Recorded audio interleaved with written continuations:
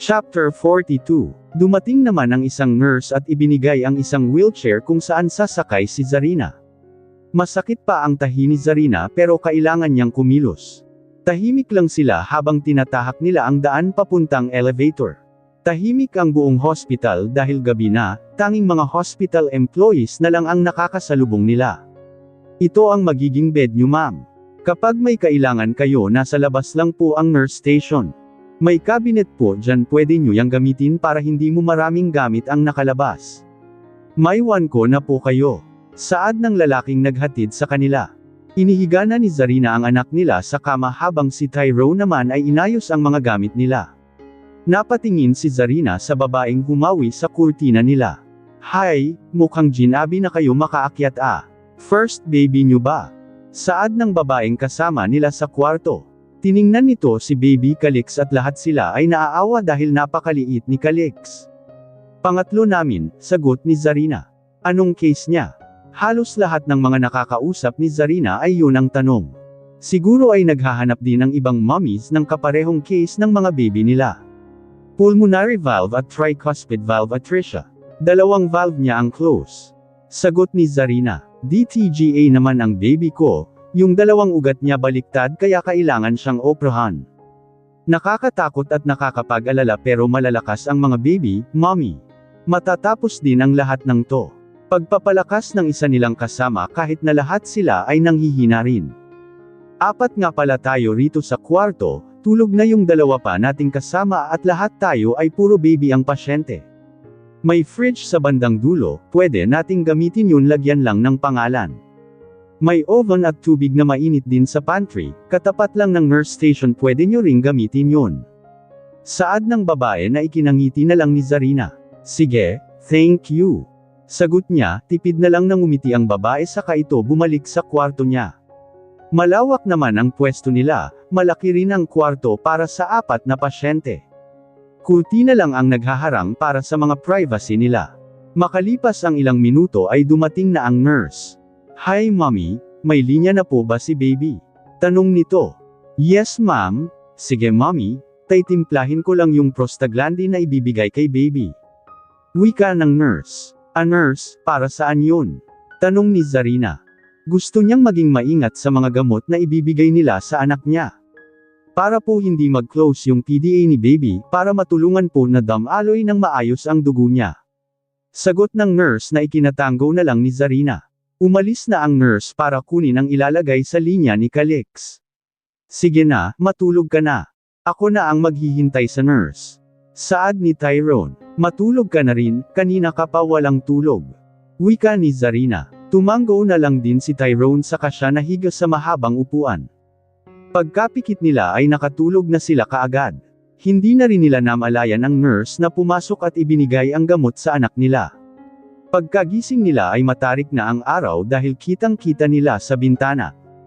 Good morning mommy, nailagay ko na yung prosta ni baby. Hindi ko na kayo ginaisang kanina dahil alam kong pagod at puyat na rin kayo.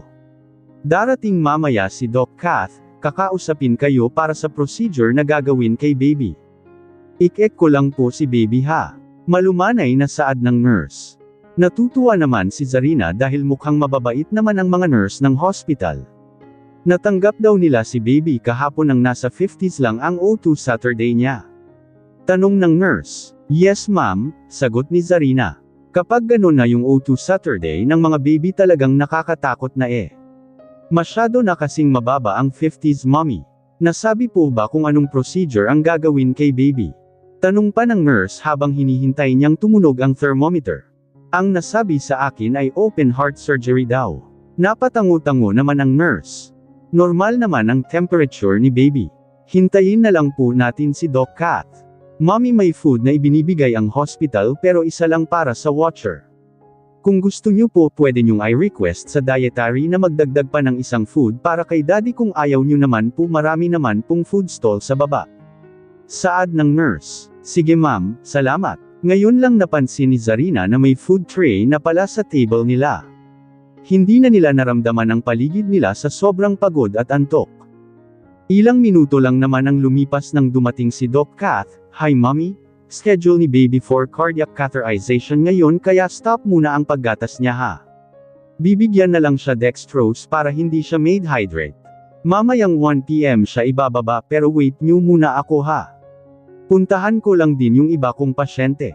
Tumango na lang si Zarina. Hindi naman nagtagal si Doc Kath at umalis kaagad. Walang kaalam-alam si Zarina kung anong klaseng procedure ang gagawin sa anak niya. Kinakabahan na naman siya na tila ba nakikipag-unahan na naman sa marathon ang puso niya. Naramdaman niyang nakatitig sa kanya ang asawa niya, tipid niya itong nginitian kahit na nasasaktan na naman siya para sa anak nila. Tula lang nakatingin sa kawalan si Owen habang pinapaikot-ikot niya sa mga daliri niya ang hawak niyang ballpen. Marami pa siyang kailangang tapusin sa trabaho niya pero nabablangko ang isip niya. Nag-aalala siya sa mag-asawa na kahapon pang nasa hospital. Nag-aalala rin siya sa pamangkin niya. Iniisip niya kung anong posibleng mangyari kay Calix kapag inoperahan na ito. Magagawa ba nitong makauwi sa kanila ng buhay o uuwi itong wala ng buhay? Napabuntong hininga na lang si Owen sa kanya hinilot ang sentido niya. Nang may kumatok sa pintuan niya ay inayos niya ang sarili niya bago siya sumagot. Come in, Anya. Pumasok naman si Matthew at Iris, ang dalawang kaibigan ni Tyrone. May ibinaba silang mga papeles sa table ni Owen. Kami na muna ang tumapos ng mga trabaho ni Tyrone. Basahin at reviewin mo na lang, saad ni Matthew na ikinatango ni Owen. May iba pa ba siyang kailangang tapusin? Tinanong kasi namin yung secretary niya pero nasabi nito na kinuha muna raw ang mga dapat ay trabaho ni Tyrone. Wika naman ni Iris. Kinukuha ko na yung iba niyang trabaho kapag wala naman akong ginagawa. Sagot ni Owen na ikinatango ng dalawa. Aalis na sana sila nang magtanong si Matthew. Kumusta na nga pala ang baby nila? May balita ka ba? Tanong ni Matthew. Umiling naman si Owen. Hindi ko sila nakakausap, ang alam ko ay hindi pa rin sila nako-contact ni Tita Melanie. Walang may alam sa amin kung ano nang nangyayari sa kanila. Operasyon lang ba talaga ang sagot? Wala bang ibang paraan maliban sa operasyon? Nag-aalalang tanong ni Iris. Muling umiling si Owen. Yun lang ang alam ko. Ang sabi sa kanila ay operation lang ang sagot sa sakit ng anak nila, hindi lang isang operation kundi dalawa. Napabuntong hininga naman si Iris. Muli na nilang nasal ayan ang maaliwalas at masayang mukha ni Tyrone pero babawiin din pala kaagad yun. Gaano ba kahirap ang maging masaya? Ganun ba, balitaan mo kami kung may balita na kayo sa kanya. We're just worried. Tumango na lang si Owen kay Matthew. Umalis na rin kaagad ang mga ito. Sinubukang ito ni Owen ang atensyon niya sa mga ginagawa niya pero para bang nagiging sabaw ang utak niya kaya napagdesisyonan niya na lang na umuwi para makapagpahinga na muna. Nang makita niya ang kambal na nasa sala at walang ganang maglaro ay nilapitan niya ang mga ito. Nagmeryenda na ba kayo? Tanong ni Owen sa kanila. Tumango lang naman si Isabela saka itinuro ang mga pagkain na nasa lamesa pero hindi naman nila ito masyadong nabawasan. Kumain na muna kayo. Ayaw nyo bang maglaro? Wala po akong ganang maglaro tito. Nag-aalala po kami para kay Calix. Hindi pa po uuwi sila mommy at daddy. Naiiyak na tanong ni Isabela. Tipid na ngumiti si Owen. Lahat ay naaapektuhan sa kalagayan ni Calix. Kailangan ng baby brother nyo na magstay muna sa hospital, kailangan niyang magpagaling. Mag-pray kayo palagi para kay Calix ha. Para makauwi sila kaagad at makasama na natin sila. Napanguso naman si Isabela at unti-unting nanubig ang mga luha niya hanggang sa tuluyan na itong umiyak.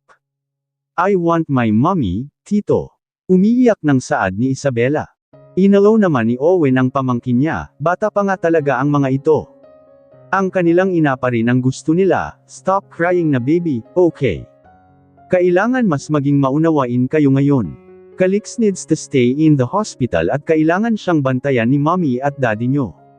Uuwi rin sila, hintayin lang natin okay. Humihikbi pa rin si Isabela habang tahimik lang naman si Riley habang hawak-hawak ang laruan niya.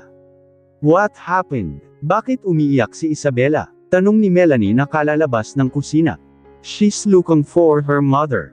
Sagot ni Owen. Nilapitan na ni Melanie si Isabela at sinubukan ding ipaunawa sa kanya ang mga nangyayari. Ibinigay naman ni Owen ang oras niya sa mga pamangkin niya para hindi may boring ang mga ito. Samantala naman, ilang oras nang naghihintay si Zarina at Tyrone sa pagbabalik ni Doc Kath.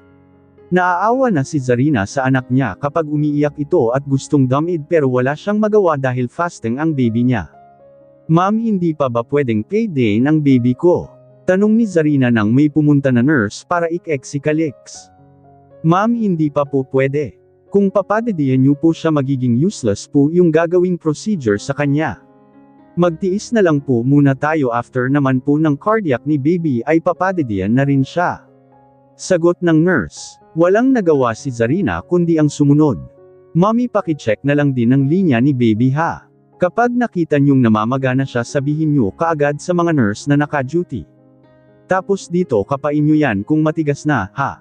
Itinuro ng nurse ang dapat gawin ni Zarina para mamonitor din niya ang linya ng anak niya.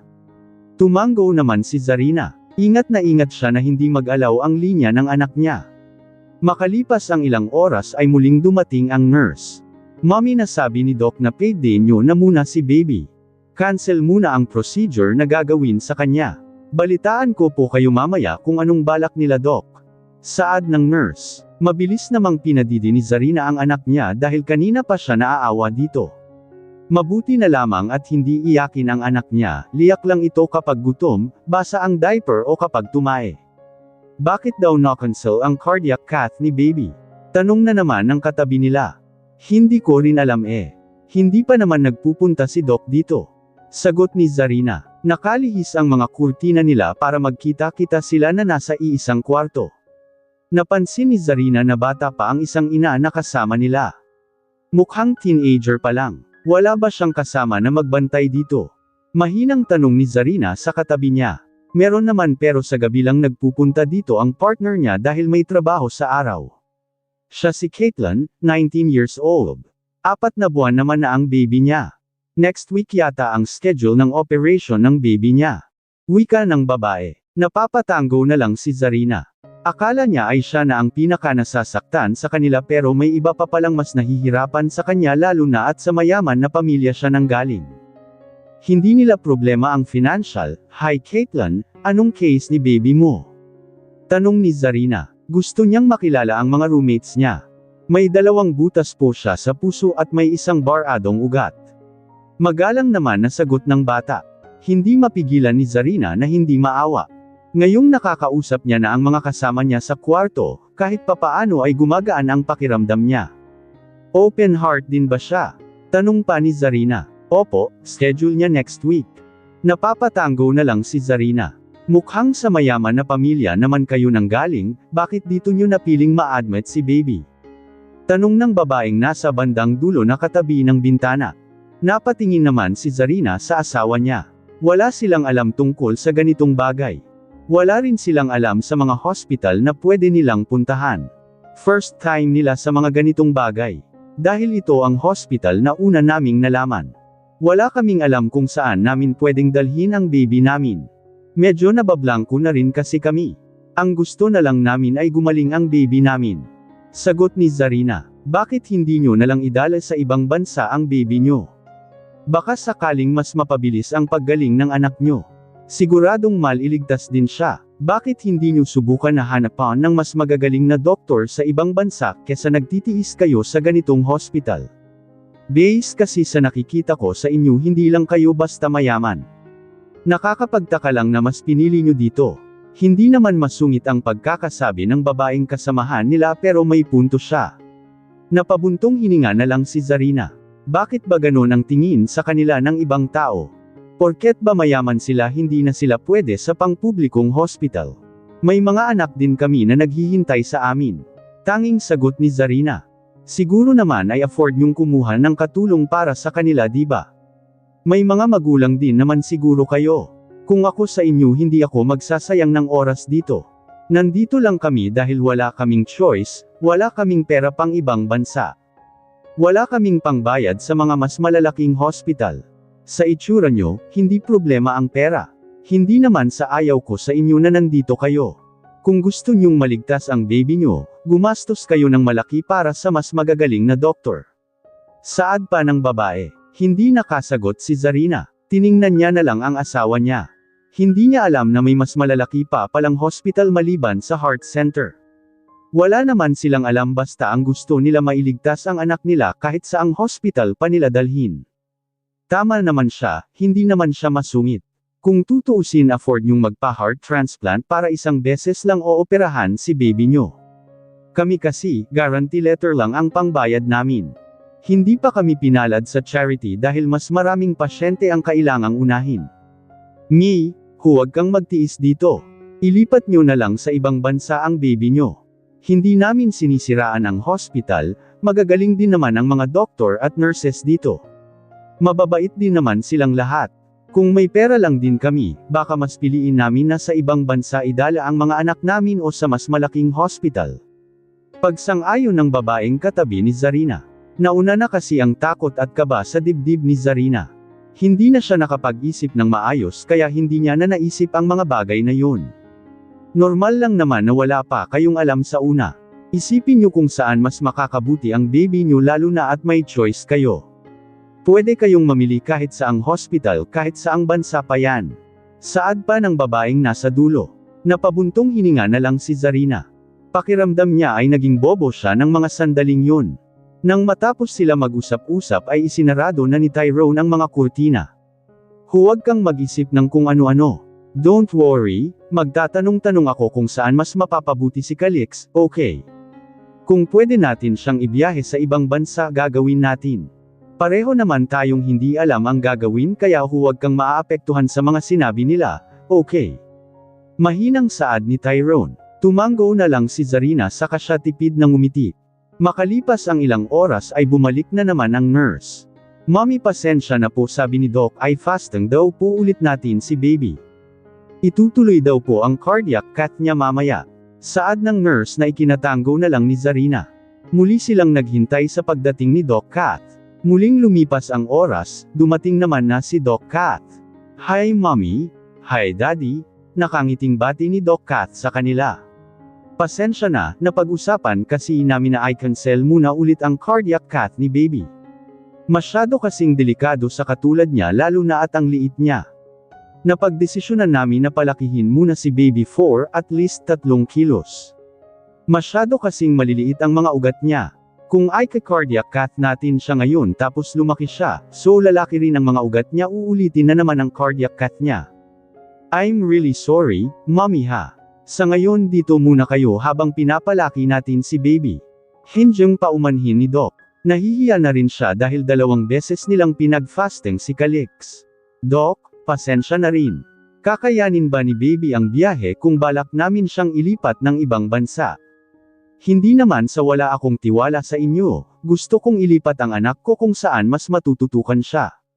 Saad ni Tyrone. Naiintindihan ko naman ang gusto nyo daddy pero sa case ni baby masyadong delikado kung ibabiyahe nyo sa ibang bansa.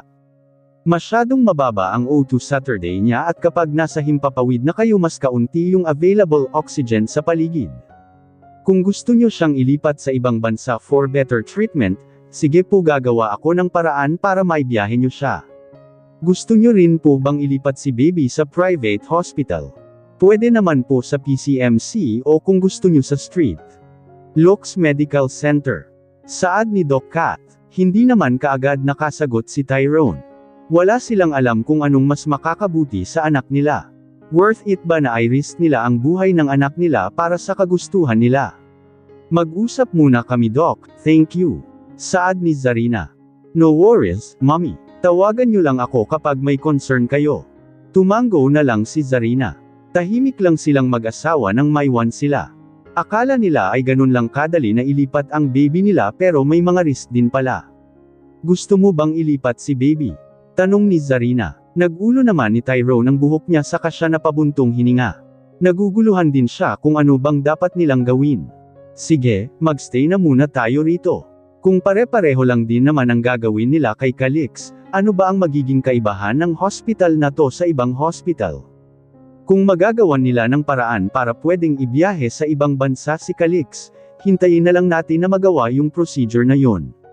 Sagot ni Tyrone na ikinatango ni Zarina. Masyado pa silang naguguluhan sa maraming bagay, marami pa silang hindi alam, marami pa silang hindi maiintindihan. Parehong tahimik si Owen at Chairman. Pareho silang nasa balcony ng third floor ng mansion at may hawak-hawak na champagne. Nakatingin sa kawalan si Owen habang malalim naman ang iniisip ni Chairman. Makalipas ang ilang minuto ay nagpakawala ng malalim na buntong hininga si Owen. Bakit hindi na lang nila hanapan ng mas magaling na doktor sa ibang bansa si Calix? Baka sakaling mas mapapabuti ang lagay ng bata. Saad ni Owen sa lolo niya. Nabalik naman sa wisyo si Chairman at napaisip sa sinabi ni Owen. Hindi pa naman sila umuwi, hindi pa rin natin sila nakakausap. Hindi natin alam baka may plano na rin sila para sa anak nila. Alam ko namang hindi nila pababayaan ang anak nila. Wika ni Chairman. Uminom naman muna si Owen ng champagne niya bago siya muling nagsalita. Pero mas mabuti kung may gagawin din tayo sa kanila. Hindi na yon sila nakakapag-isip ng maayos dahil sa matinding pag-aalala para sa anak nila. Kung tutuusin may private hospitals naman dito maliban sa heart center pero mas naisip nilang dalhin sa semi-private na hospital. Wala sa katinuan ngayon ang mga isip nila baka kung ano na lang ang sinabi ng mga doctor sa kanila yun na lang din ang susundin nila. Napatango-tango naman si Chairman. May punto si Owen. Bakit hindi na lang sila ang kumilos para idala sa mas maganda at advanced na hospital si Calix? Sagot ni Chairman habang tumatango pa rin. Of course.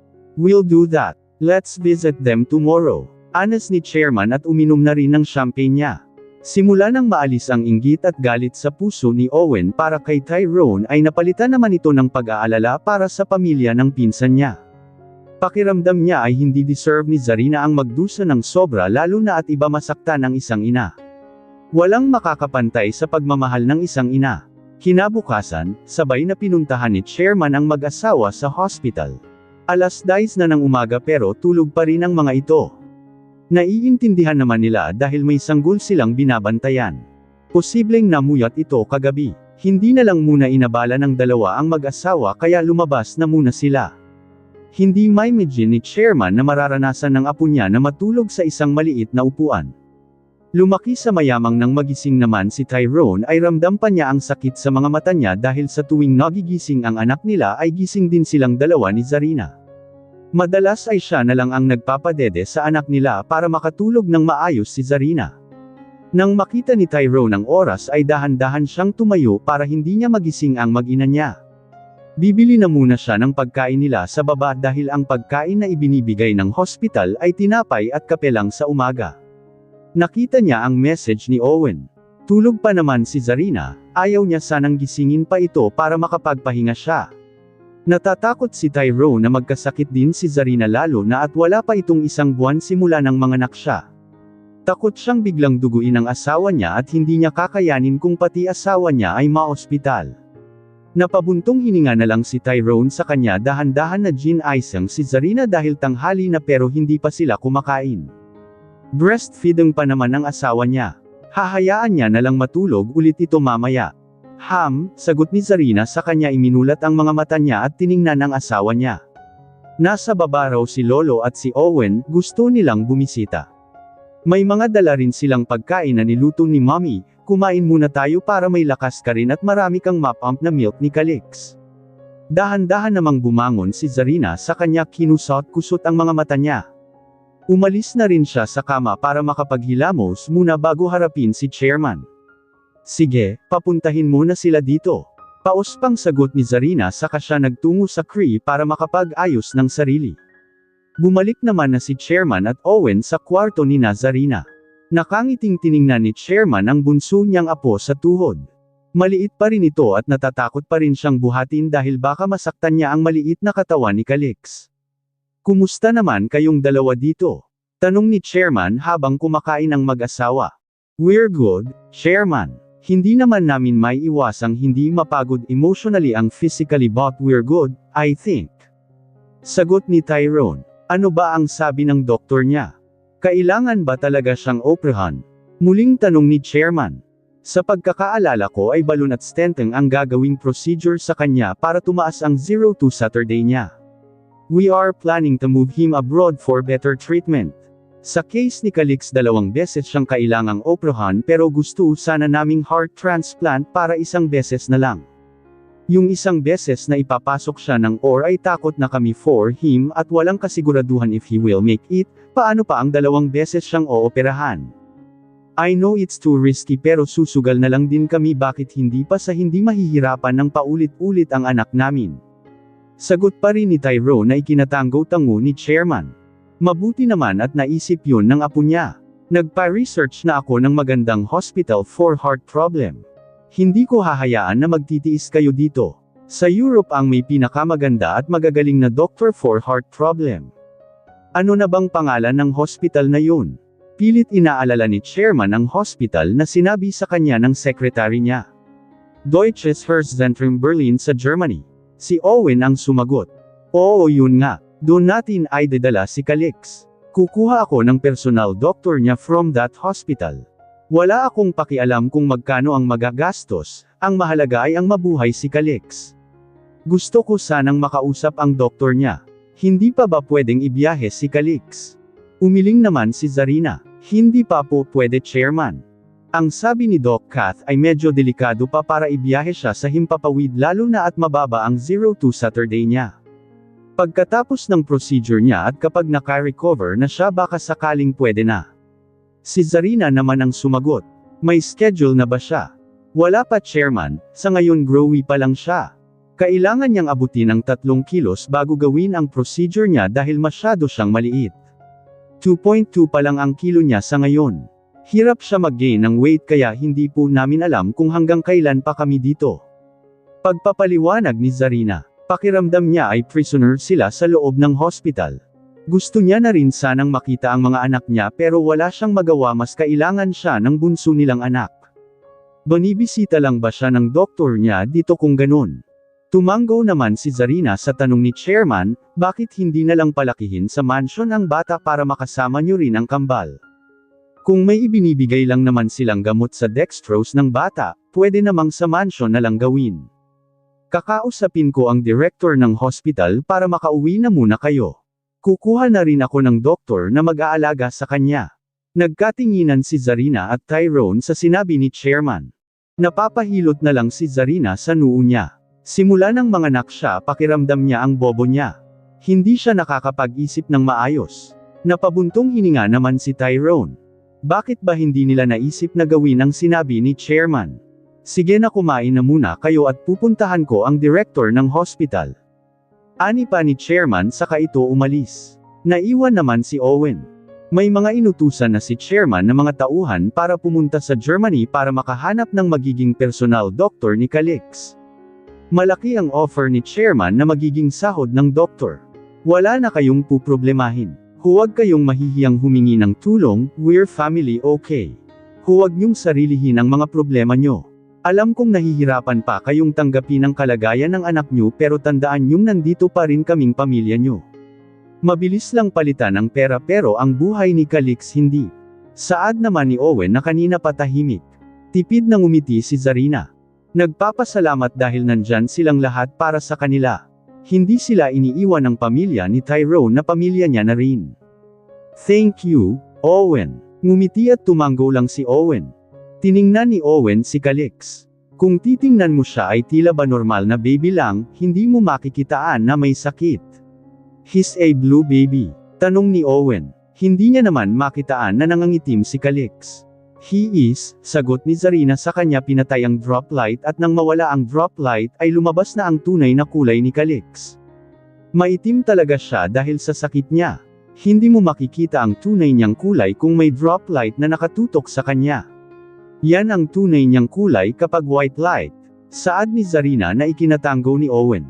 Kumusta nga pala ang kambal?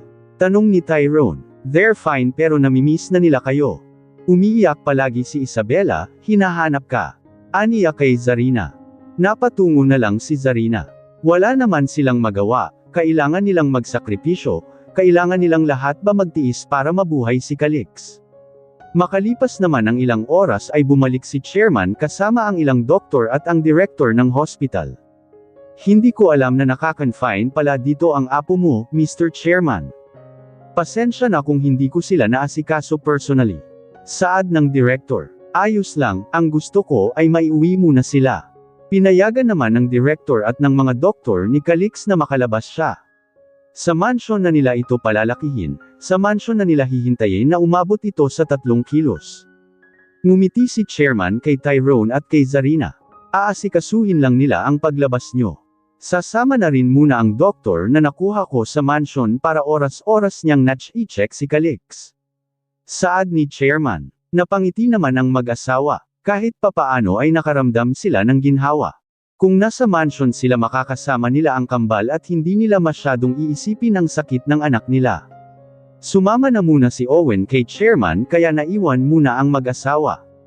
Nang may lumihis sa kurtina nila ay napatingin doon si Zarina. Napakaswerte niyo pa ring mga mayayaman. Kayang-kaya niyong gawin ang lahat basta may pera. Bakit nga ba hindi na lang ang mga katulad niyong may kayaang magkaroon ng sakit ang mga anak? Tila bitter na wika ng katabi nila. Excuse me ma'am, I'm sorry but I don't like your words.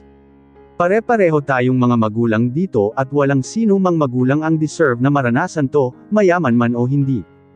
Seryosong saad ni Tyrone. Hilaw namang tumawa ang babaeng katabi nila. Pero mas madali sa inyo ang lahat.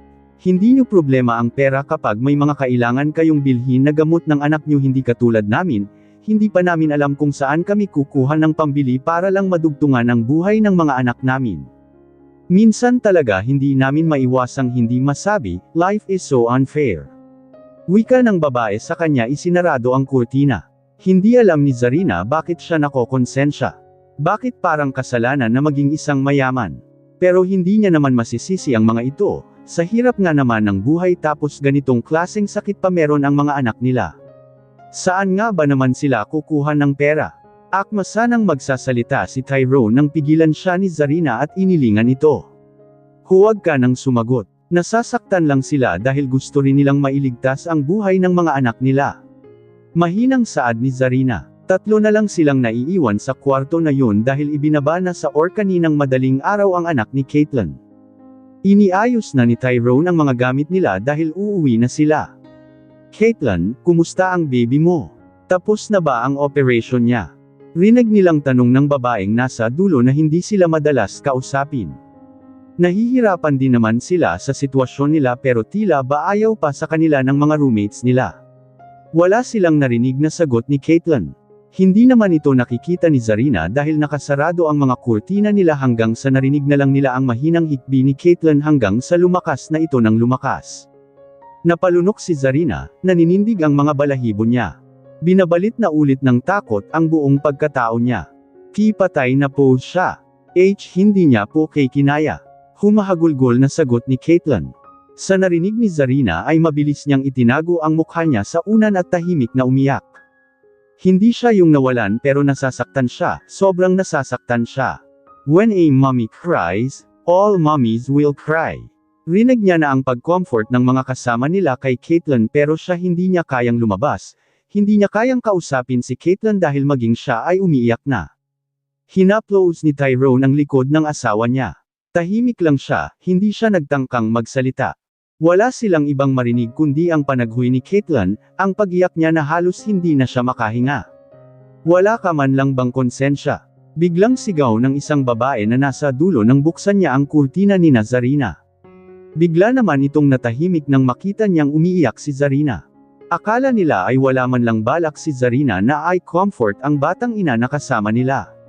Biglang nahiya ang babae dahil nakikita niyang totoong nasasaktan si Zarina. Makalipas ang halos kalahating oras ay tumahimik na ang buong kwarto. Napakalma na rin ng dalawang mommy si Caitlin hanggang sa nagpaalam si Caitlin dahil kailangan nilang sunduin sa morgue ang anak nila.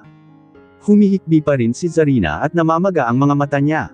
Nakatingin siya sa anak niya kahit na natutulog pa ito ay binuhat niya ito at niyakap. Hindi ko kaya anak, hindi ko kakayanin. Mahina niyang saad. Iniisip pa lang niyang mawawala sa kanila ang anak niya nasasaktan na siya. Nasasaktan na siya ng sobra para kay Caitlin, paano pa kapag siya na ang nasa ganitong sitwasyon? Magiging maayos ang lahat, magtiwala lang tayo, wika ni Tyrone. Nanatili namang yakap-yakap ni Zarina ang anak niya. Nasaktan siya nang mawala sa kanya ang mommy niya pero walang kasing sakit ang nararamdaman niya ngayon para sa anak niya. Mabuting ang umuwi muna tayo dahil kung nandito lang tayo at ganyan ka sa tuwing may naririnig ka, lalo ka lang panghihinaan ng loob. Anas ni Tyrone. Mabuti na lamang at binisita sila ni Chairman. Nakauwi na sila ng mansion, masaya silang sinalubong ng lahat. Nagluto pa ng maraming pagkain si Melanie para pagsulu-suluhan nila for dinner. Sa halos isang linggo nilang pananatili sa hospital, pakiramdam ni Zarina ay drain na siya. Wala naman siyang ginagawan, nag-aalaga lang din ng anak niya pero iba ang ambience ng hospital. Tila ba tinutuyo ang buong katawan niya kaya ibang pagod ang nararamdaman niya. Mommy, masayang sigaw ni Isabela nang makababa sila ng hagdan. Mabilis silang lumapit kay Zarina.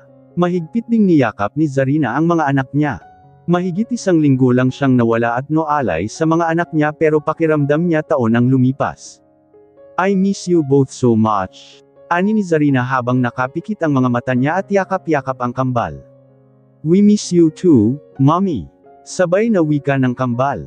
Kumalas na si Isabela at Riley sa pagkakayakap sa mommy nila sa katiningnan si Calix na buhat-buhat ni Melanie. Can we see? Calix po, Mommy. Are we allowed? Excited na saad ni Isabela. Ngumiti at tumango naman si Zarina. Mag-alcohol muna, okay. Mahina pa ang immune system ni Calix. Wika ni Zarina. Nag-alcohol naman kaagad ang kambal saka sila lumapit kay Melanie na tuwang-tuwa ring buhatin ang bunso niyang apo.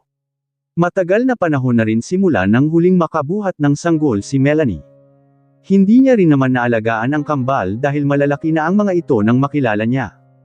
Tumayo na si Zarina, dam ako ang tingin niya sa kanyang ama na kanina patahimik. Tipid na ngumiti si Mateo, gustong yakapin ni Mateo ang anak niya pero natatakot siyang mapahiya. Kumusta ka na? Hindi na ba masakit ang tahi mo? Malumanay na tanong ni Mateo. I'm fine, Dad. Ikaw kumusta? Iniinom mo ba ang mga maintenance at vitamins mo? Ngumiti si Mateo. Sa malambing na boses ng anak niya pakiramdam niya ay unti-unti na siya nitong napapatawad. Don't worry about me, worry about yourself. Ang laki na ng pinayat mo. Kumakain ka ba? Nagdala ako ng mga paborito mo. Nagluto ako bago ako pumunta rito. Nung sinabi kasi sa akin ng baynan mo na uuwi muna kayo, nagluto ako kaagad para dalhin dito. Excited na saad ni Mateo. Napangiti naman si Zarina, nakatitig lang siya sa kanyang ama. Sa huli niyang pagkakaalala malalim pa rin ang galit niya rito pero bakit parang wala siyang nararamdaman na galit ngayon? Bakit parang ang gone-gone ng loob niya? Walang galit na nararamdaman na palitan na ito ng pagmamahal at pangungulila. Kinagat ni Zarina ang pang-ibaba niyang labi saka siya dahan-dahan na lumapit sa kanyang ama na salita ng salita habang inilalabas ang mga pagkain na nasa dala niyang eco bag. Nagulat na lang si Mateo nang yakapin siya ni Zarina. Tiningnan na lang nina Melanie at Tyrone ang mag-ama. Hindi na sila nagsalita, alam naman ni Tyrone na nangungulila ang asawa niya sa tunay na pamilya nito. Kahit na punong-puno ng galit ang puso ni Zarina, alam niyang kusa itong nagpapatawad kahit na hindi humihingi ng tawad ang taong nagkasala sa kanya. Tahimik na umiyak si Zarina, hindi niya na kayang magpanggap na malakas siya dahil totoong mahina naman talaga siya. Kinuha na muna ni Owen ang kambal para hindi nila makita na umiiyak ang kanilang ina. Idinala na rin muna ni Melanie si Calix sa kwarto nila para bigyan ng oras ang mag-ama na makapag-usap. Sas, stop crying anak. Alam kong mahirap at masakit ang mga pinagdadaanan nyo ngayon pero tatagan mo lang ang loob mo. Nandito lang kami para sa inyo, nandito lang si Daddy para sa'yo. Babawi ako sa mga pagkukulang ko, babawi si Daddy sa'yo. Maging ang boses ni Mateo ay nanginginig. Masaya siyang napatawad na siya ng kanyang anak, masaya siyang handa na ulit si Zarina na ipakita ang kahinaan niya. Patuloy na umiyak si Zarina, palakas ng palakas ang hagulgol niya na tila ba isang bata. Nakita na ni Mateo na umiyak ng sobra ang anak niya, ito ay noong mamatay si Arian pero hindi niya akalain na makikita ulit ang anak niya na masaktan ng sobra pero ngayon, ibang-iba yung sakit na nararamdaman ni Zarina at ramdam niya yon. Ang sakit na nararamdaman ng isang ina. Walang magawa si Mateo kundi ang haplosan lang ang likod ng anak niya. Nasasaktan ang anak niya dahil sa anak nito at nasasaktan din siya dahil nasasaktan ang anak niya. Napabuntong hininga na lang si Mateo. Wala siyang magawa para maibsan ang sakit na nararamdaman ni Zarina.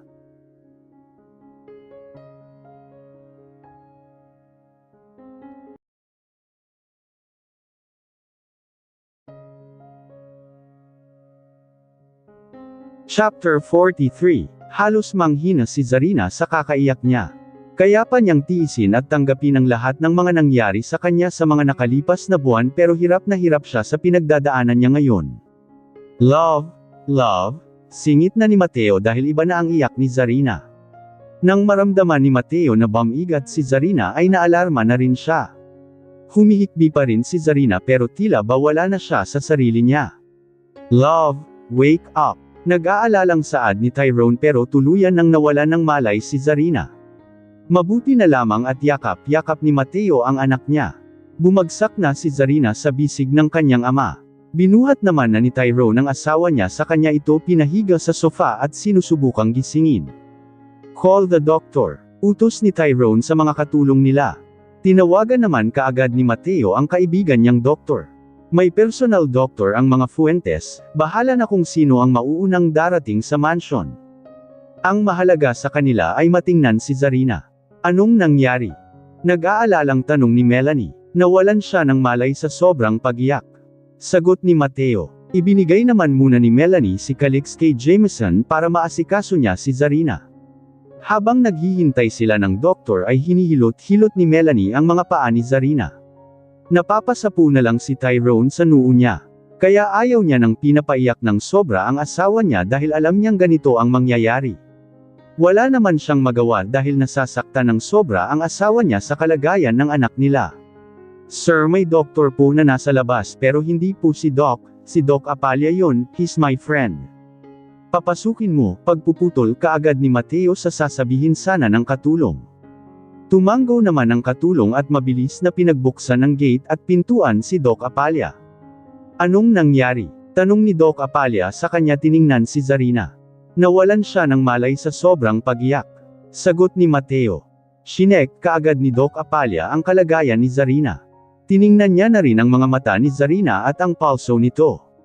Binigyan niya kaagad ng dextrose si Zarina para hindi ito made-hydrate. How is she? Tanong ni Tyrone nang mailipat nila sa kwarto si Zarina. Banayad naman na ang bawat paghinga ni Zarina. Kailangan niyang magpahinga lalo na at kakapanganak pa lang niya. She's depressed too at sana maiwasan niya nang hindi mag-isip ng sobra. Iba ang isip ng mga katulad niyang kakapanganak, it can lead to postpartum depression, baka kung ano pang maisip niyang gawin. Wika ni Doc Apalia. Naupo si Tyrone sa tabi ng kama ng asawa niya, sa kanya hinaplos ang mukha nito. Magkasama sila pero hindi man lang niya napapansin na depressed na pala ang asawa niya. Lumabas naman muna si Doc Apalia at si Mateo para mag-usap. Naiwan si Tyrone ng mag-isa sa kwarto kasama ang asawa niya. Nakatitig lang si Tyrone kay Zarina. Ramdam niya na rin ang pagod pero hindi siya pwedeng sumuko dahil sa kanya nakasandal ang asawa niya. I feel like I'm useless. Wala akong magawa para mabawasan man lang ang sakit na nararamdaman mo. Wala rin akong magawa para sa anak natin. I know that you're worried sa posibleng mangyari kay Calix. I know you're afraid, I'm afraid too, pero hindi ako pwedeng maging mahina sa harap mo dahil alam kong lalo kang panghihinaan ng loob. Mahinang saad ni Tyrone habang natutulog si Zarina. Tiningnan niya ang dextrose na nakakabit sa kamay ng asawa niya. Napapayuko na lang si Tyrone habang mahigpit ang pagkakahawak niya sa kamay ni Zarina. Mahinang humikbi si Tyrone. Umiiyak lang siya kapag walang nakakakita sa kanya. Impit ang hikbi niya. Nahihiya siyang ipakita ang kahinaan niya. Pakiramdam niya he's not allowed to cry because he's a man and he's already a father. Humugot ng malalim na buntong hininga si Tyrone, sa kanya pinunasan ang mga luha niya. Ayaw niyang mapansin nila na umiyak siya. Tipid siyang ngumiti. Darating pala talaga sa punto na susubukan sila ng ganito. Pagsubok na halos hindi nila kayanin, lalo na at buhay ng anak nila ang posibleng mawala. Makalipas ang ilang oras ay nagising na si Zarina. Inalalayan naman siya kaagad ni Tyrone para makaupo at makasandal sa headrest. Kumusta ang pakiramdam mo? Okay ka na ba? Tanong ni Tyrone sa kanya, binigyan ito ng tubig. Ininom naman muna ni Zarina ang tubig bago siya sumagot. Okay lang ako. I'm just tired, sagot niya na ikinatanggo-tango ni Tyrone. Where's Calix? Inalagaan pa rin ni Mommy. Ang sabi niya ay siya na muna ang mag-aalaga kay Calix para makapagpahinga ka. Marami ka pa namang mga milk na nap-ump. You need to rest. We need to prepare ourselves para sa darating na intervention kay Calix. Love, please, don't cry too much. Nakikiusap na saad ni Tyrone. Hindi niya na alam kung anong uunahin niya lalo na at may mga vitamins at mga gamot ding iniinom si Calix na kailangan nitong inumin sa tamang oras. Napabuntong hininga na lang si Zarina. Kahit papaano ay nakaramdam siya ng ginhawa nang iiyak niya lahat. Iba pa rin pala ang comfort ng isang magulang. Kaya mo bang bumaba? O ipadala ko na lang dito ang mga pagkain mo? Si Daddy, umuwi na ba? Tanong ni Zarina. Nandyan pa rin siya sa baba. Hindi ko na muna pinauwi dahil alam ko namang gusto pa niyang magstay dito para makasama ang mga bata. Gusto mo ba siyang kausapin? Papuntahin ko ba siya rito? Umiling naman kaagad si Zarina. Hindi ko rin naman alam kung anong sasabihin. I'm just too emotional lang kanina. Pagpipigil niya ng akma na sanang tatayo si Tyrone. Tiningnan ni Zarina ang dextrose niya. Pwede bang tanggalin ko na to? I'm fine, some obra lang siguro yung pag-iyak ko kanina. Aniya pa, sa tingin ko ay hindi pa. May ibinigay si Doc Apalya sa'yo para kumalma ka. Si Tito Doc. Nagpunta siya rito. Tumango naman si Tyrone. Tinawagan siya ng daddy mo kanina para tingnan ka. Napatango na lang si Zarina. Bumaba na silang dalawa, dala-dala ni Tyrone ang dextrose stand ni Zarina. Sa guest room na muna tayo matulog para naman hindi ka akyat baba sa hagdan. Magpapagawa na lang din ako ng elevator para hindi pagod sa akyat baba. Ani ni Tyrone. Sabay-sabay silang kumain ng dinner. Hindi na rin muna nila pinauwi si Mateo dahil alam naman nilang nag-aalala lang din ito para sa anak niya. Tahimik lang silang lahat sa hapagkainan. Tanging ingay ng mga kubyertos lang ang maririnig sa paligid nila. Hindi nila magawang magkwentuhan, hindi nila kayang maging masaya. Hanggang sa matapos silang kumain ay tahimik lang sila. Ayaw sanang iwan ni Zarina ang anak niya pero kailangan niya ring alagaan ang sarili niya. Hindi siya pwedeng magkasakit, hindi siya pwedeng mabinat dahil lalong kawawa ang anak niya kapag may nangyari sa kanya. Lumipas pa ang mga araw, bumalik na muna si Tyrone sa kumpanya nila para asikasuhin ito. Panatag naman si Tyrone dahil nasa mansion naman na ang mag-ina niya. Sigurado naman siya na maaalagaan ang mga ito. Kapag maaga niyang natapos ang mga gawain niya ay umuuwi rin siya kaagad para siya naman ang mag-alaga sa anak nila. 24 hours namang nakabantay ang doktor ni Calix kaya medyo kampante sila. May cardiac monitor ang anak niya para makita nila kaagad ang heart rate nito at ang 0-2 Saturday niya. Kanina pa nakatitig si Zarina sa monitor dahil biglang bumabagsak na naman sa 60s ang O2 Saturday ng anak niya kahit na nakaproste na ito. Sa mga nakalipas na araw ay consistent 70s at 80s na ang O2 Saturday ng baby niya kaya gumagapang na naman ang kaba sa dibdib niya. Samantala naman, pinag-iisipan ni Tyrone kung aalis ba siya para makipagkita sa big client nila abroad. Isang malalim na buntong hininga ang pinakawalan niya. Ikaw ang gusto nilang makausap. Kung hindi raw ikaw ang pupunta huwag na lang daw tayo magsayang ng oras. Wika ni Matthew. Nang makauwi siya ay nagbihis siya kaagad para maalagaan naman ang anak nila. Pansin naman ni Zarina ang pagkatamlay ng asawa niya. May problema ba? Tanong niya. Wala namang mate at tago si Tyrone sa asawa niya dahil para bang kilalang kilala na siya nito. May big client ako na kailangan kong puntahan sa New York. Ang sabi ay hindi na lang sila pipirma ng kontrata kung hindi ako ang makikipagkita sa kanila. Sayang din kasi pero ayaw kong umalis, ayaw kitang iwan dito. Nilapitan ni Zarina ang asawa niya sa kanya tinulungan ito na makapagbihis. Nandito naman kami sa bahay, nandito rin naman si Mommy. Hindi niya naman kami pinapabayaan. Kung malaking tulong sa business mo ang client na yan, puntahan mo na. I'm fine here. Napabuntong hininga naman si Tyrone dahil para bang nakokonsensya siyang iwan ang mag-asawa niya na mag-alaga mag-isa sa anak nila. Pumayag na lang siya dahil ilang araw lang naman yun. Kumusta naman si Calix? Tanong ni Tyrone. Tiningnan na ni Zarina ang anak nila. Para siyang nagtatae dahil sa tuwing pinapalitan ko siya ng diaper puro may tae tapos ang asim pa ng amoy. Sinabi ko naman na sa doktor niya pero imomonitor na muna siya. Napatango na lang si Tyrone. Nakakapagpahinga ka man lang ba ng maayos? Ani ni Tyrone sa kanya hinalikan sa noo ang asawa niya. Nakakapagpahinga naman ako dahil madalas si Mommy ang nag-aalaga kay Calix kaya huwag mo akong alalahanin. I'll be fine here. Napangiti naman si Tyrone. Panatag siyang iwan muna pansamantala ang asawa niya. Hindi naman maiwasan ni Zarina na hindi mag-alala dahil ilang oras nang nagtatae ang anak nila. Ayaw niyang ipakita at iparamdam kay Tyrone ang pag-aalalang nararamdaman niya. Kailangan itong ayusin ang negosyo nila kaya sinarili na muna ni Zarina yun. Ilang oras nang nakamonitor si Zarina sa anak niya dahil nag-aalala na siya rito. Every 3 hours siyang nagpapalit ng diaper pero lahat ng yun ay may popo ng anak niya. Tinitigan niya si Calix pero wala naman siyang nakikitang pagbabago sa paghinga nito. Palagi lang ding tulog at hindi rin nahihirapan na huminga. Napapanatag pa rin ang loob ni Zarina dahil hindi naman naghahabol ng paghinga ang anak niya. Nang dumating ang doktor na mag-check kay Calix ay muling sinabi ni Zarina ang kalagayan ng anak niya. Nagtatae pa rin kasi siya, Doc, medyo maasim din ang amoy ng popo niya. Hindi naman ganun ang amoy ng popo niya, wika ni Zarina. Uulit-ulitin niyang sasabihin sa doktor ang nangyayari sa anak niya kahit na makulitan na ito sa kanya. Ang gusto niya ay makhek ang anak niya at malaman na okay lang ito. May stool na ba ulit siya? Tanong ng doktor. Tiningnan ni Zarina kung may laman ba ulit ang diaper ng anak niya pero wala pa naman. Wala pa, Doc, sagot niya. Hindi mo pa ba na itatapon yung huli niyang diaper? Tanong nito. Tiningnan ni Zarina ang trash can nila sa loob ng kwarto pero wala na itong laman.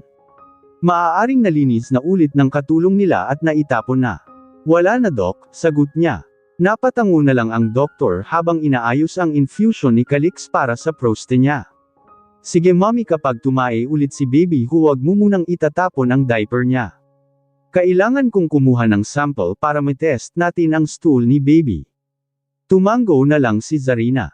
Nang matapos makhek ng doktor si Calix at mabigyan ng panibagong gamot ay umalis na rin ito. Bumabalik lang ang doktor ni Calix every 2 hours. Nang may mag-isa si Zarina ay nakatutok lang ang atensyon niya sa anak niya. Nakaalis naman na si Tyrone kagabi para sa business meeting niya sa ibang bansa. Nang makaramdam ng antok si Zarina ay tumabi na muna siya sa anak niya. Pumasok naman si Melanie sa loob ng kwarto ng dahan-dahan. Binantayan na muna niya ang apo niya para kung sakaling umiyak ito ay mapapatahan kaagad nang sa ganun ay makapagpahinga si Zarina lalo na at 24 hours itong nagbabantay. 4 na oras na nakatulog si Zarina. Nang magising siya ay naalimpungatan pa siya. Mabilis niyang tiningnan ang anak niya. Napanatag naman siya nang makita niyang karga-karga ng bainan niya si Calix. Sige lang, matulog ka na muna. Kagagatas lang naman siya saka napalitan ko na rin siya ng diaper. Magpahinga ka na muna, ani ni Melanie. Mariing ipinikit ni Zarina ang mga mata niya, ramdam pa niya ang bigat ng mga talukap niya. May tae po ba yung diaper niya? Paus niyang tanong. Wala naman, napuno na kasi ng puro tea. Napatango-tango naman si Zarina. Binilang niya kung ilang oras nang hindi tumae ulit ang anak niya. Nakahinga siya ng maluwag, iniisip niya na lang na marami lang siyang napagatas dito o baka masama lang ang pakiramdam ng tiyan ng anak niya.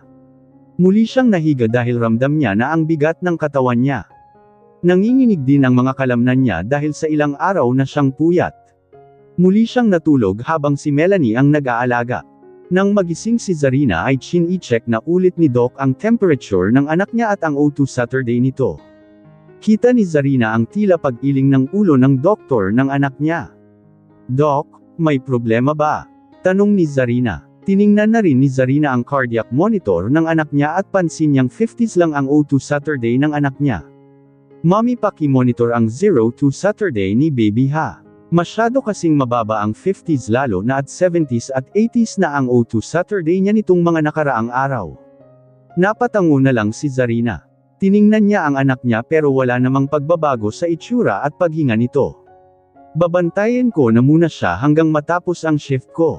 If something happened o kung bumagsak ulit ang 0-2 Saturday niya, tawagan mo kaagad ang doktor na naka-duty sa kanya mamaya. Muling tangulang ang isinagot ni Zarina. Gaya ng sinabi ng doktor, nagstay nga ito kay Calix para mamonitor niya. Ilang oras din ang itinagal na 50s lang ang O2 Saturday ni Calix. Makalipas ang ilang oras ay bumalik na ulit ito sa 60s at 70s. Napanatag naman na ang doktor kaya iginayak niya na ang mga gamit niya. 2.5 ang last na kilo niya, hindi ba? Ilang grams lang para sa 3 kilos niya nang sa ganun ay magawa na ang intervention na gagawin sa kanya. Kapag wala kaming mga doktor sa tabi ni baby, kayo na muna ang mag-monitor sa kanya. Kapag napansin yung biglang bumagsak o tumaas ang heart rate ni baby, tumawag na kaagad sa hospital. Kapag bumagsak ulit ang O2 Saturday ni baby, tumawag din. Posible kasing nagko-close na ang PDA ni baby.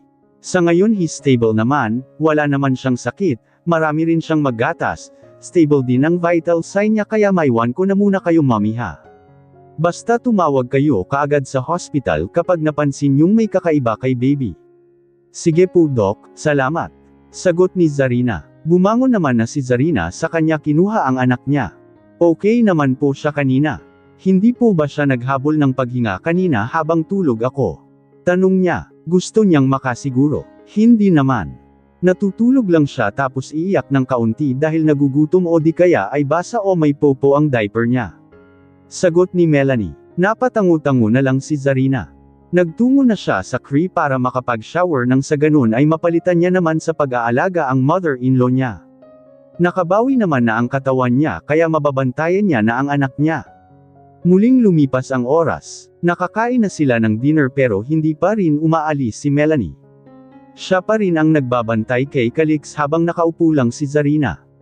Tiningnan ni Zarina ang O2 Saturday ng anak niya, bigla ulit itong nag-50s lang.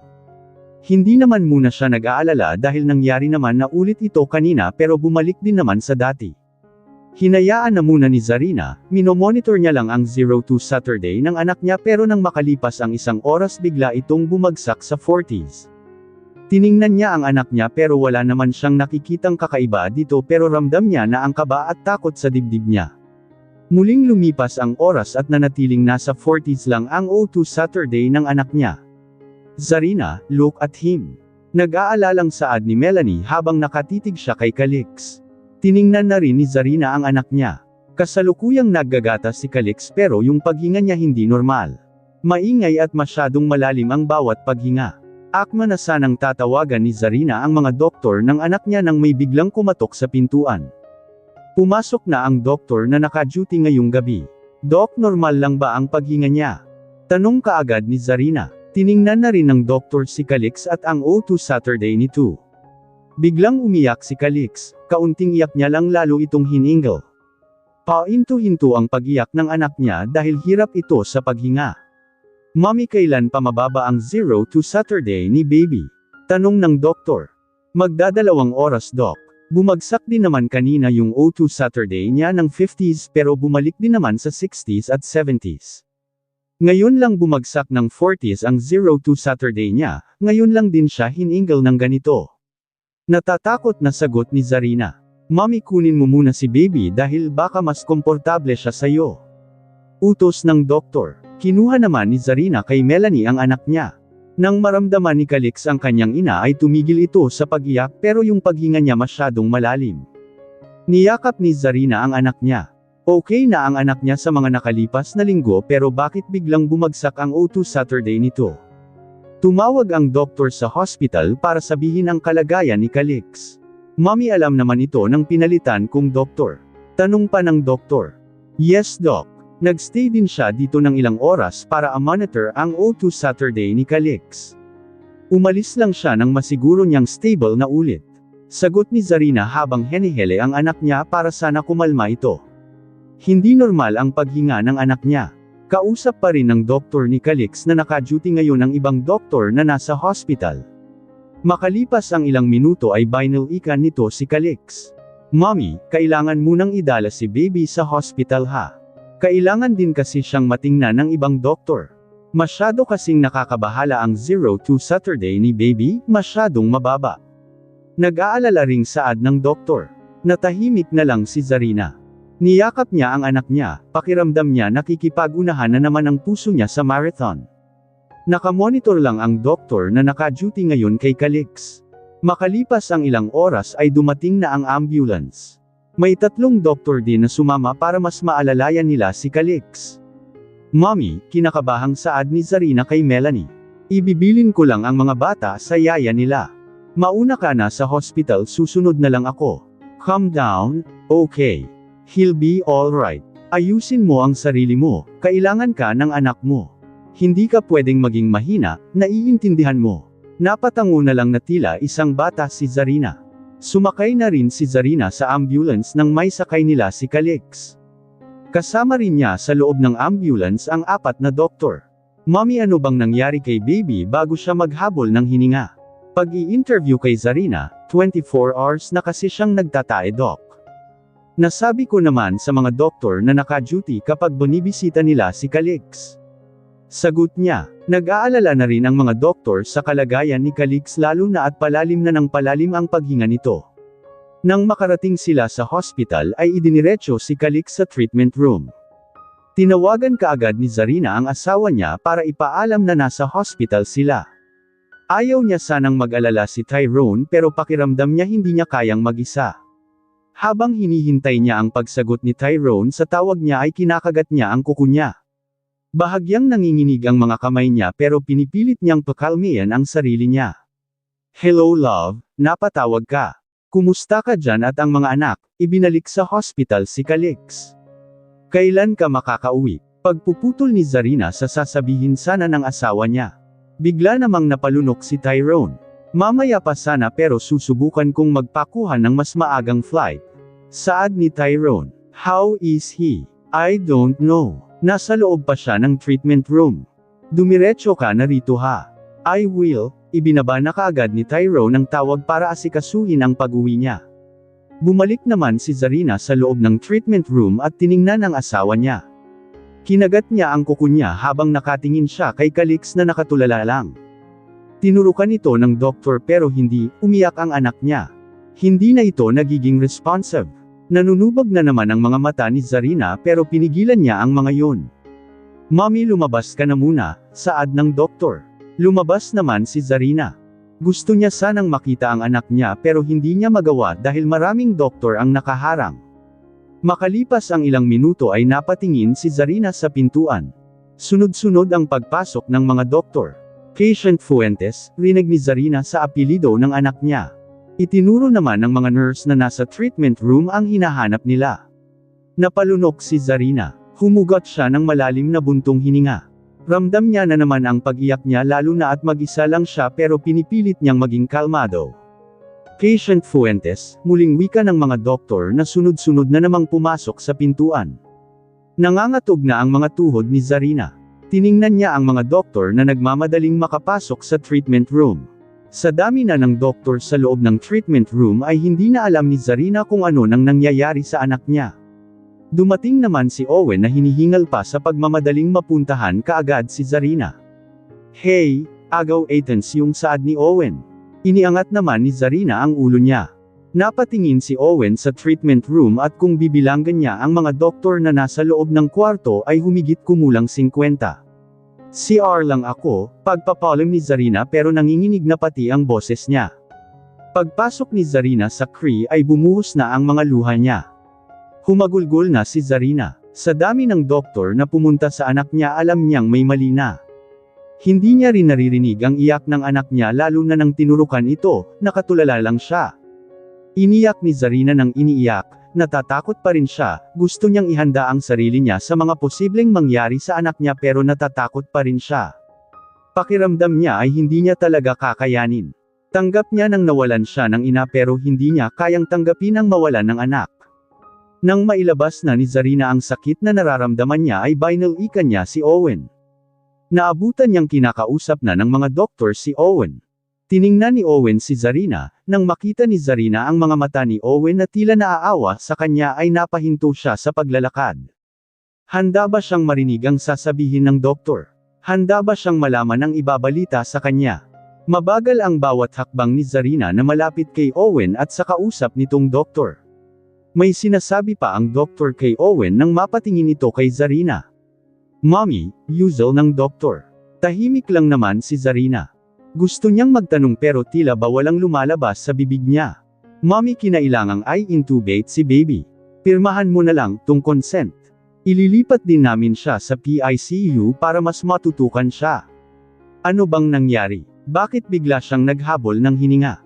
Pagdating kasi namin dito, non-responsive si baby. Tinuturukan na siya pero hindi siya umiiyak, nakatulala lang siya. What happened? Tanong ng doktor. Kitang-kita naman ni Owen ang namumulang mga mata ni Zarina, halatang umiyak sa Cree. Nagtatae kasi siya Doc, 24 hours na. Tapos kanina biglang bumagsak yung 02 Saturday niya. Okay naman siya dahil bumalik din naman sa 60s at 70s ang 02 Saturday niya pero kanina bigla ulit bumagsak hanggang sa bigla siyang naghabol ng paghinga. Sagot ni Zarina na ikinatango ng doktor. Na-dehydrate si baby. Kung hindi rin naman kasi siya tutubuhan kaagad at hindi siya hihinga ng sarili niya posibleng may malalang mangyari kay baby. Ayaw naman nating mangyari yon, napatango na lang si Zarina. Matapos siyang kausapin ng doktor ay bumalik na ito sa treatment room. Ilang minuto lang ang lumipas nang may lumapit na naman na doktor. Mommy doctor kami para sa baga. Anong nangyari kay baby? Tanong na naman sa kanya. Sinagot lang naman ni Zarina ang mga ito. Dahil may sakit si baby sa puso, ang baga ay malapit sa puso kaya naka-antibay lang din kami. Don't worry, hindi namin pababayaan si baby. Tanging-tango lang ang isinasagot ni Zarina. Maya-maya ay ibang doktor na naman ang lumapit kay Zarina. Mommy aware na kayo na ililipat muna si baby sa PICU. Tanong sa kanya, tango lang ng tango si Zarina. Oobserbahan muna namin siya within 24 hours kung kakayanin niya na ulit ibabalik siya sa ward hanggang sa pwede ulit siyang makauwi pero kung hindi, kailangan niya munang manatili sa PICU para mas matutukan siya. Kung ililipat siya sa PICU, ibig sabihin ay hindi ko na siya mababantayin. Nang hihina niyang tanong, tumango naman ang doktor sa kanya. Mga nurse at doktor na ang magbabantay sa kanya pero may visiting hours naman kung saan pwede niyong bisitahin si baby. Napabuntong hininga na lang si Zarina saka siya napayuko. Mabilis na lamandes ang mga luha niya. Hinaplos naman ni Owen ang likod nito. Nang matapos kausapin ng mga doktor si Zarina ay pinaupo na muna siya ni Owen. Pinasundo na ni Chairman si Tyrone. Nanguha na lang si Chairman ng private jet sa New York para makauwi kaagad si Tyrone. He'll be here soon, saad ni Owen. Tahimik na lang si Zarina pakiramdam niya ay walang pumapasok sa isip niya. Nakatulala na lang siya, iniisip niya kung anong posibleng mangyari sa anak niya. Nang maalala niya na naman ang itsura ng anak niya ay napayuko na lang siya at umiyak. Naupo na rin si Owen sa tabi ni Zarina sa kanya hinawakan ang ulo nito para isandal sa balikat niya. Calix is fine, kailangan lang niya ng mas matutukan siya. Huwag kang mag-isip ng kung ano-ano. Makakauwi siya at kapag natapos ang intervention sa kanya, ililipat na natin siya sa Germany for his open heart surgery or heart transplant. Pagpapalakas ni Owen sa loob ni Zarina pero walang epekto ang mga sinasabi ni Owen dahil mas nangingibabaw ang takot at kaba sa dibdib ni Zarina. Tumahimik na lang si Owen habang hinahaplos niya ang likod ni Zarina. Hinayaan niyang mailabas ni Zarina ang lahat ng sakit na nararamdaman niya. Naaawa na siya rito dahil wala na lang araw na hindi niya ito nakitang hindi umiiyak. Makalipas ang ilang oras ay lumabas na rin ang mga doktor sa treatment room pero tumambay na muna ang mga ito sa nurse station habang naghihintay sila na mailipat sa PICU si Calix. 2 oras na ang nakalipas pero hindi pa rin naililipat si Calix sa PICU kaya tumayo na si Owen para kausapin ang mga doktor. Akala ko ba ay kailangan nang ilipat sa PICU ang bata? Bakit nandito pa rin siya hanggang ngayon? Tanong niya. Pasensya na sir, puno kasi ang PICU ngayon. Gumagawa pa ng paraan ang mga nasa PICU para magkaroon siya ng space. Sagot ng doktor, kung puno naman pala ang PICU, paano nyo pa magagawan yun ng paraan? Bakit hindi nyo nalang bigyan ng private room ang pamangkin ko at mag-duty kayo ng maraming nurses at doctors? Tandang padamdam. Gusto nyo bang maglabas ng baby na kailangan ding bantayan 24 hours para lang magkaroon ng space si Calix? I won't tolerate that kind of behavior. Mahalaga ang bawat buhay ng mga pasyente nyo. Do something. Galit na sigaw ni Owen. Mabilis namang napayuko ang doktor habang ang ibang doktor naman ay kumilos na para gawin ang gusto ni Owen. Inis na ginulo ni Owen ang buhok niya because of his frustration sa mga doctors. Ma'am, pwede niyo po munang bantayan si baby habang nasa treatment room pa siya. Natatakot na wika ng isang nurse kay Zarina. Hindi nila masyadong kilala ang pamilya ng pasyente nila dahil wala na silang oras na humawak ng cellphone para mag-research. Tahimik lang namang naglakad si Zarina patungong treatment room. Nanghihina ang mga tuhod niya nang makita niya ang sitwasyon ng anak niya. Maraming mga apparatus ang nakakabit sa katawan nito, nakatubo na rin siya para sa paghinga niya. Naupo si Zarina sa tabi ng kama ni Calix sa kanya hinawakan ang maliit na kamay nito. Hindi siya nagsalita pero humihikbi na naman siya. Humugot ng malalim na buntong hininga si Zarina. Kung pwede lang na siya na lang ang nasa sitwasyon ng anak niya. Nang makita niyang may bandage sa leeg ng anak niya ay tinawag ang isang doktor. Yes po, mommy. Sagot kaagad ng doktor. Ano yung nasa leeg niya? Bakit may mga parang silicone tube? Tiningnan naman ng doktor ang binabanggit ni Zarina. Mommy, wala po bang lumapit sa inyo kanina para papirmahan ang consent niya para sa central line? Ang central line po ay para doon na dumaan ang iba niyang mga gamot at kapag kukuha ng dugo doon na rin huhugot para hindi na po puro turok si baby. Masyado po kasing maliit si baby. Kawawa naman kung araw-araw siyang tuturukan lalo na at kailangan niyang kuhanan ng dugo para sa mga test niya. Paliwanag ng doktor. Naalala naman ni Zarina na may mga pinirmahan siyang mga consent kanina. Wala na kasing pumapasok sa isip niya, oo na lang siya ng oo dahil ang gusto niya na lang ay ang makakabuti sa anak niya. Tumango na lang si Zarina saka siya napabuntong hininga. Nang wala nang tanong si Zarina ay lumabas na ang doktor. Lumapit naman si Owen sa kanya tiningnan si Calix na tulog na tulog. Sa maliit niyang katawan ay napakaraming apparatus ang nakakabit sa katawan niya. Kita niya rin ang bandage na nasa leeg ni Calix at ang linya nito sa kamay. Napabuntong hininga na lang si Owen.